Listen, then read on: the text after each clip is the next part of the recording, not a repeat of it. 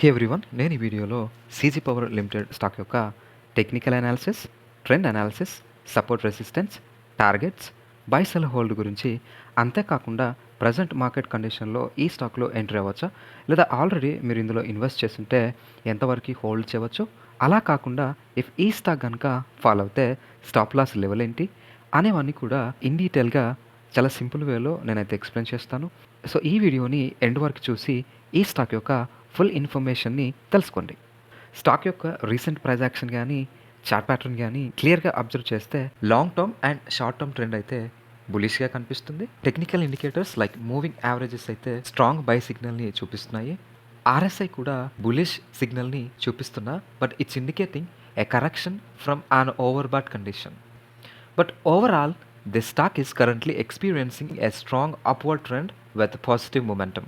ఇక ఈ స్టాక్ యొక్క support resistance, targets, buy sell hold గురించి చూసేద్దాం.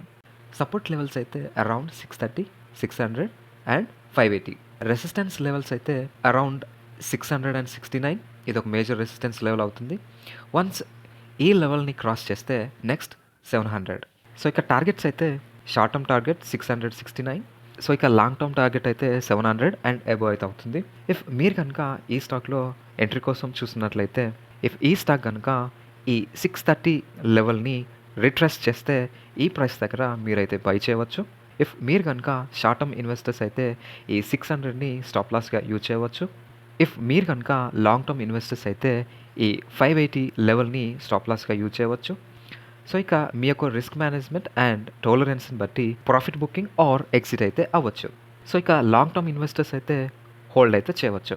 సో ఇదండి ఈ స్టాక్ యొక్క టెక్నికల్ అనాలిసిస్. ఐ హోప్ ఈ వీడియో కనుక మీకు యూస్ఫుల్గా అనిపిస్తే డెఫినెట్లీ లైక్ చేయండి, షేర్ చేయండి అండ్ మరిన్ని వీడియోస్ కోసం మన ఛానల్ని సబ్స్క్రైబ్ చేస్తూ ఫ్యూచర్ అప్డేట్స్ కోసం మన టెలిగ్రామ్ ఛానల్లో జాయిన్ అవ్వండి.